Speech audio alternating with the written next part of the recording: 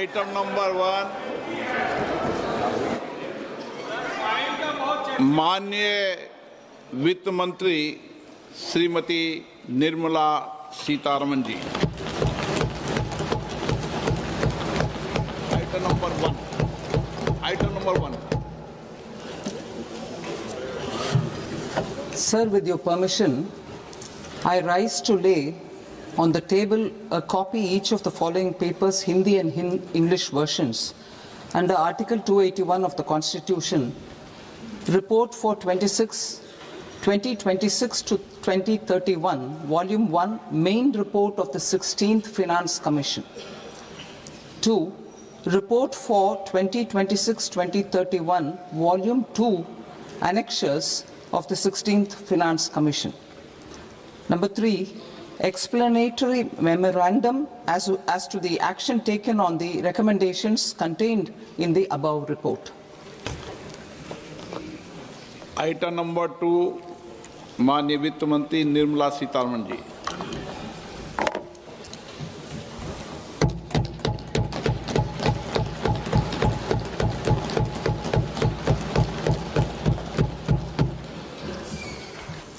Honorable Speaker, sir, on the sacred occasion of Magh Purnima and the birth anniversary of Guru Ravidas, I present the budget for the year 2026-2027. Since we assumed office 12 years ago, India's economic trajectory has been marked by stability, fiscal discipline, sustained growth, and moderate inflation.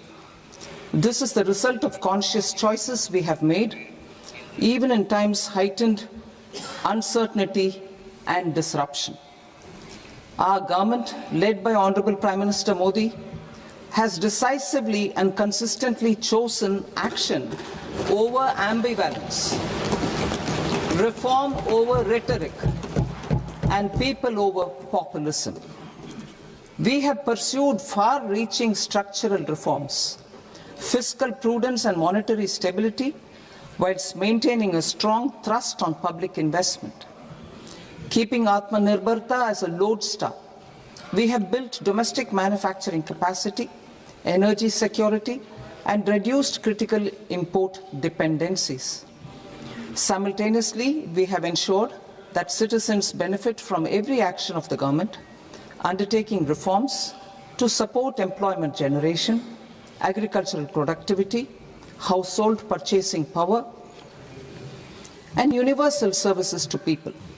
These measures have delivered a high growth rate of around 7% and helped us make substantial strides in poverty reduction and improvement in the lives of our people.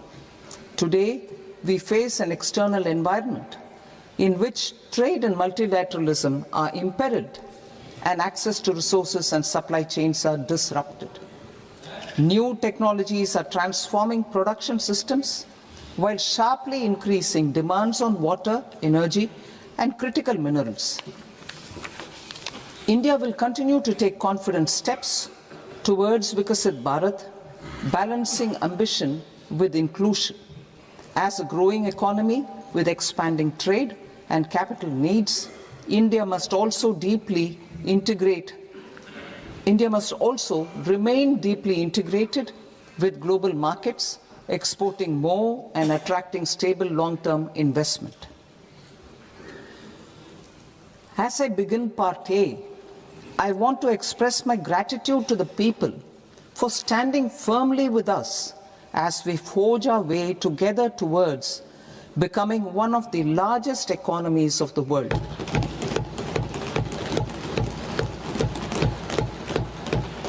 Our aim is to transform aspiration into achievement and potential into performance as we ensure that the dividends of growth reach every farmer, the scheduled caste, the scheduled tribes, the nomads, the youth, the poor, and the women. In Vikasit Bharat Young Leaders Dialogue 2026, several innovative ideas were shared with our Prime Minister, which have inspired many of the proposals, making this a unique Yuva Shakti-driven budget. Our government's sankalp is to focus on our poor, underprivileged and the disadvantaged. To deliver on this sankalp, and given that this is the first budget prepared in Kartavya Bhavan, we are inspired by three Kartavya. Our first Kartavya is to accelerate and sustain economic growth by enhancing productivity and competitiveness and building resilience to volatile global dynamics. Our second Kartavya is to fulfill aspirations of our people and build their capacity, making them strong partners in India's path to prosperity. Our third Kartavya, aligned with our vision of Sabka Saath, Sabka Vikas, is to ensure that every family, community, region and sector has access to resources, amenities and opportunities for meaningful participation. This threefold approach requires a supportive ecosystem. The first requirement is to sustain the momentum of structural reforms, continuous, adaptive and forward-looking. Second, a robust and resilient financial sector is central to mobilizing savings, allocating capital efficiently and managing risks. Third, cutting-edge technologies, including AI applications, can serve us as force multipliers for better governance. Reform Express. Our government has undertaken comprehensive reforms towards creating employment, boosting productivity, and accelerating growth. After the Prime Minister's announcement on Independence Day in 2025, over 350 reforms have been rolled out. This includes GST simplification, notification of labor codes, and rationalization of mandatory quality control orders. High-level committees have been formed, and in parallel, the central government is working with the state governments on deregulation and reducing compliance requirements. The Reform Express is well on its way and will maintain its momentum to help us fulfill our Kartavya. I now move to specific proposals. Under our first Kartavya, to accelerate and sustain economic growth, I propose interventions in 6 areas. 1. Scaling up manufacturing in 7 strategic and frontier sectors. 2. Rejuvenating legacy industrial sectors. 3. Creating champion MSMEs. 4. Delivering a powerful push for infrastructure. 5. Ensuring long-term security and stability. And 6. Developing city economic regions. Scaling up of manufacturing in 7 strategic and frontier sectors. Biopharma Shakti, meaning biopharma strategy for health advancement through knowledge, technology and innovation. India's disease burden is observed to be shifting towards non-communicable diseases like diabetes, cancer and autoimmune disorders. Biologic medicines are key to longevity and quality of life at affordable costs. To develop India as a global biopharma manufacturing hub,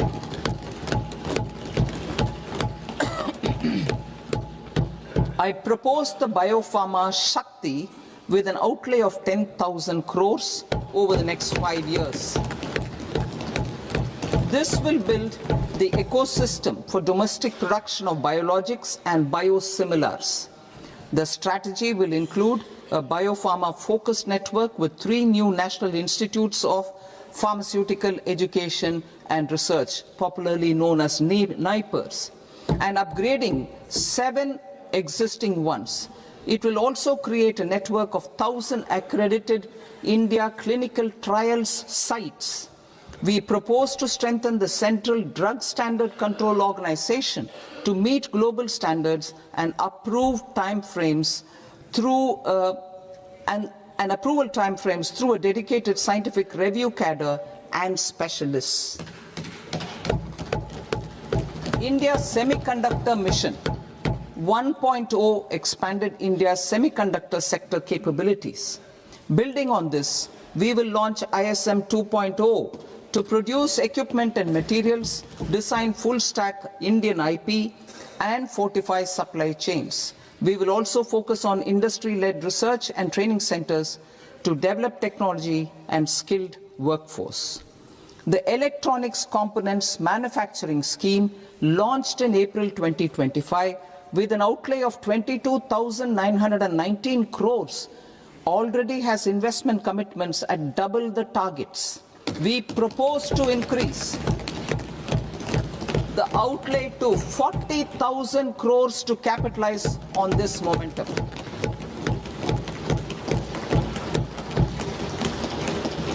A scheme for rare earth permanent magnets was launched in 2025 November.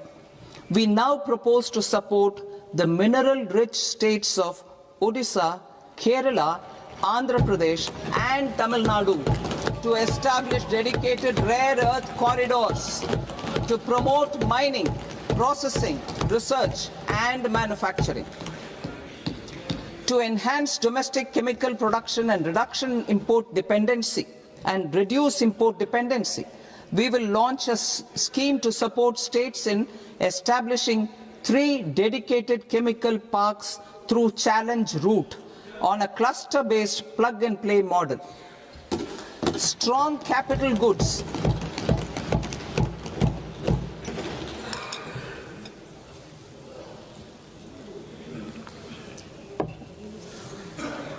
Strong capital goods capability is a determinant of productivity and quality across different sectors.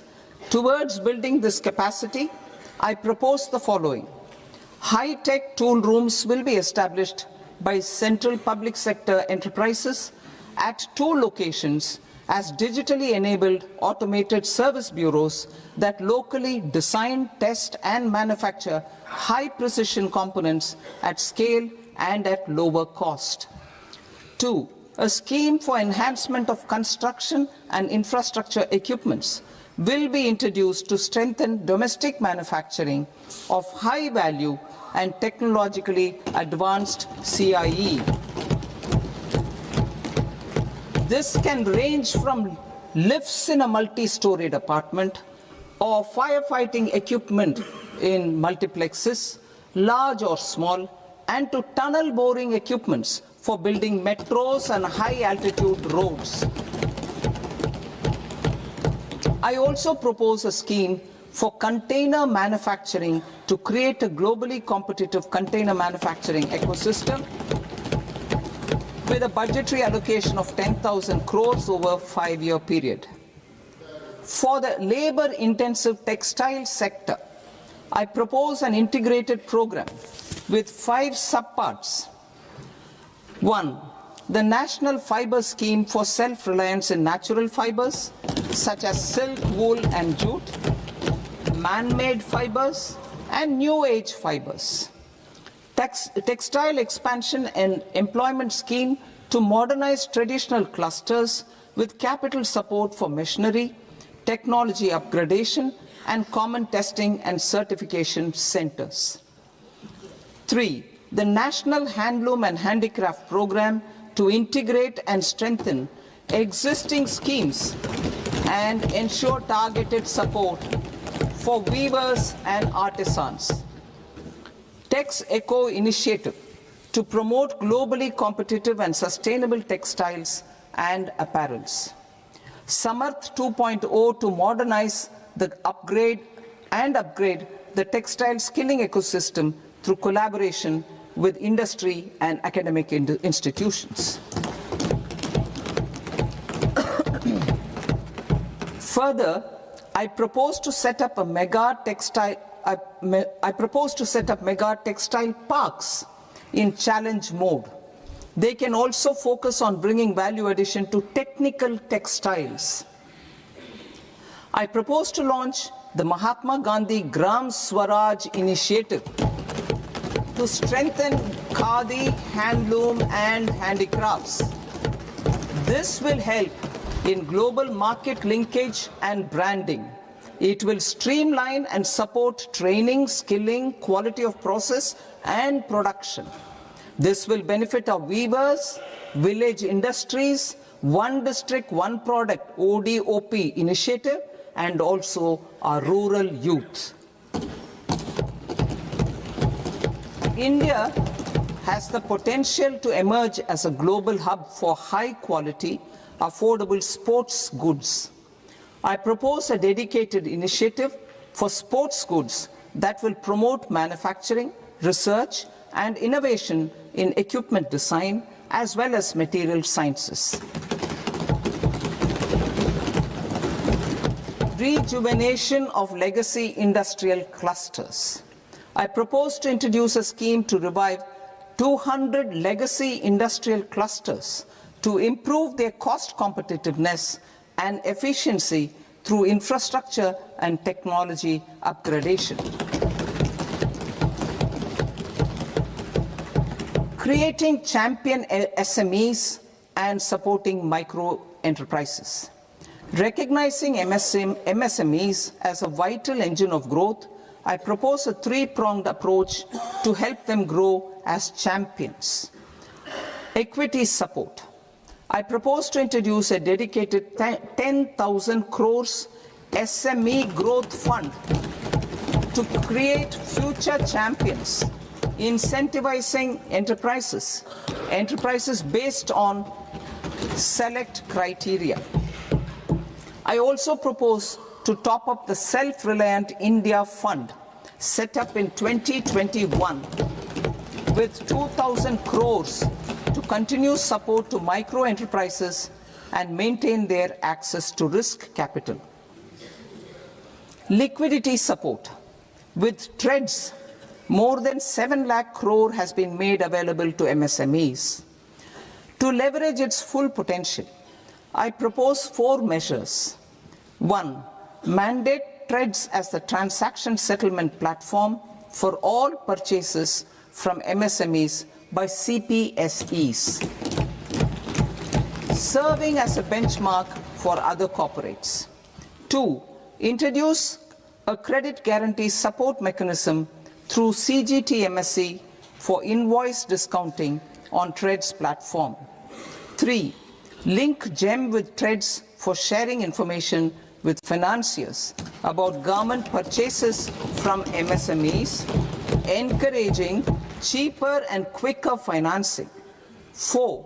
Introduce TREDS receivables as asset-backed securities, helping develop a secondary market, enhancing liquidity and settlement of transactions. Professional support. Government will facilitate professional institutions such as the ICAI, ICSI, ICMAI to design short-term modular courses and practical tools to develop a cadre of corporate mitras, especially in Tier 2 and Tier 3 towns. These accredited para-professionals will help MSMEs meet compliance requirements at affordable costs. Infrastructure. During this past decade, our government has undertaken several initiatives for large-scale enhancement of public infrastructure, including through new financing instruments such as Infrastructure Investment Trust (InvITs) and Real Estate Investment Trust (REITs), and institutions like NIIF and NABFID. We shall continue to focus on developing infrastructure in cities with over 5 lakh population, that is Tier 2, Tier 3 cities, which have expanded to become growth centers. Public capital expenditure has increased manifold from 2 lakh crore in 2014-15 to an allocation of 11.2 lakh crore in BE 25-26. In this coming year, that is financial year 2026-27, I propose to increase it to 12.2 lakh crores to continue the momentum. To strengthen the confidence of private developers regarding risks during infrastructure development and construction phase, I propose to set up an infrastructure risk guarantee fund to provide prudentially calibrated partial credit guarantee to lenders. Over the years, RITES have emerged as a successful instrument for asset monetization. I propose to accelerate recycling of significant real estate assets of the CPSEs through the setting up of dedicated RITES. To promote environmentally sustainable movement of cargo, I propose to 1. Establish new dedicated freight corridors connecting Dankuni in the east to Surat in the west. Operationalize 20 new national waterways over the next 5 years. Starting with National Waterways 5 in Orissa to connect mineral-rich areas of Talcher and Angul and industrial centers like Kalinga Nagar to the ports of Paradeep and Dhamra. Training institutes will be set up as regional centers of excellence for development of required manpower for these waterways. This will benefit youth in the entire stretch of the waterways to train and acquire skills. Further, a ship repair ecosystem catering to inland waterways will also be set up at Varanasi and Patna. And C, launch a coastal cargo promotion scheme for incentivizing a modal shift from rail to road to increase the share of inland waterways and coastal shipping from 6% to 12% by 2047. To enhance last mile and remote connectivity and promote tourism, I propose to give incentives to indigenize manufacturing of seaplanes. A seaplane VGF scheme will be also introduced to provide support for operations. Carbon capture, utilization and storage. Aligning with the roadmap launched in December 2025, the carbon capture, utilization and storage technologies at scale will achieve higher readiness and in end-use application across 5 industrial sectors, including power, steel, cement, refineries, and chemicals. An outlay of 20,000 crore is proposed over the next 5 years for this purpose. City economic regions. Cities are India's engines of growth, innovation, and opportunities. We shall now focus on Tier 2, Tier 3 cities, and even temple towns, which need modern infrastructure and basic amenities. This budget aims to further amplify the potential of cities to deliver the economic power of agglomerations by mapping city economic regions based on their specific growth drivers. An allocation of 5,000 crore per CER over 5 years is proposed for implementing their plans through a challenge mode with a reform cum result based financing mechanism. In order to promote environmentally sustainable passenger systems, we will develop 7 high-speed rail corridors between cities as growth connectors, namely Mumbai to Pune, Pune to Hyderabad, Hyderabad to Bengaluru, Hyderabad to Chennai, Chennai to Bengaluru, Delhi to Varanasi, Varanasi to Siliguri.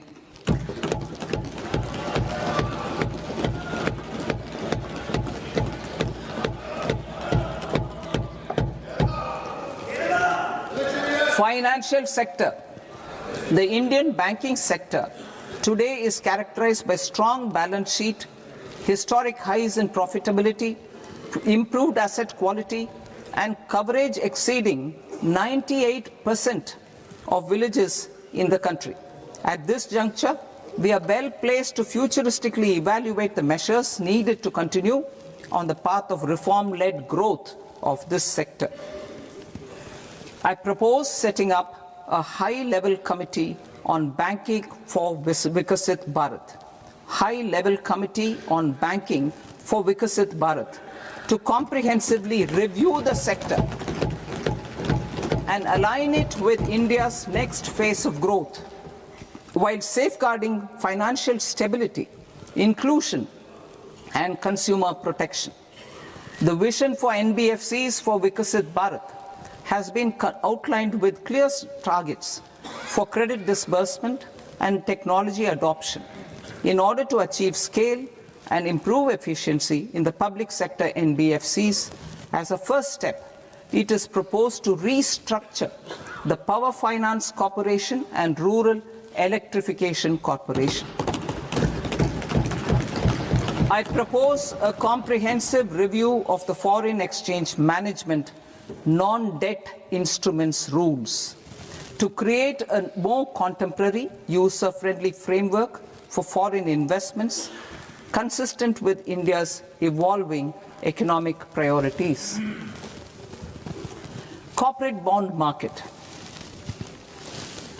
I propose to introduce a market-making framework with suitable access to funds and derivatives on corporate bond indices. I also propose to introduce total return swaps on corporate bonds. Municipal bonds. To encourage the issuance of municipal bonds of higher value by larger cities, I propose an incentive of 100 crore rupees for a single bond issuance. 100 crore rupees for a single bond issuance of more than 1,000 crore. The current scheme under Amrit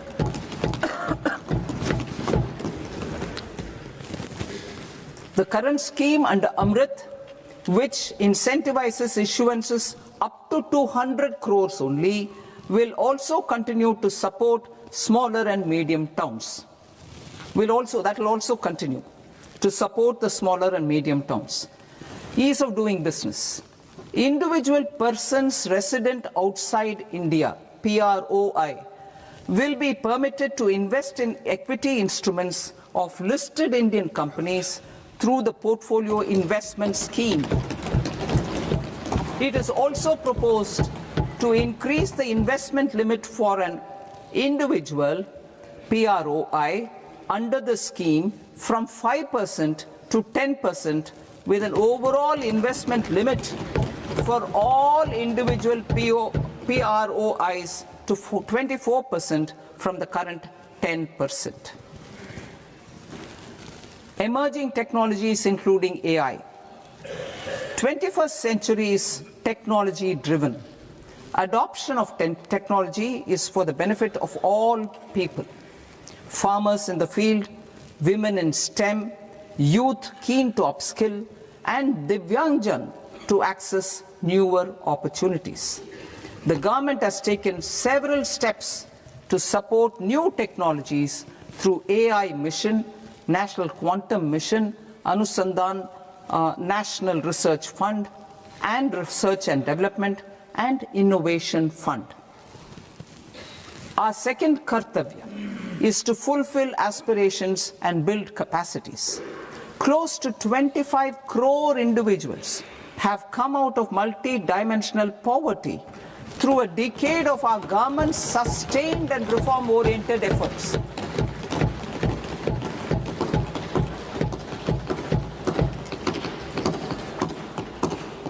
Our government has therefore decided to place a renewed emphasis on the service sector to provide a pathway to fulfilling aspirations of a youthful India with the following measures.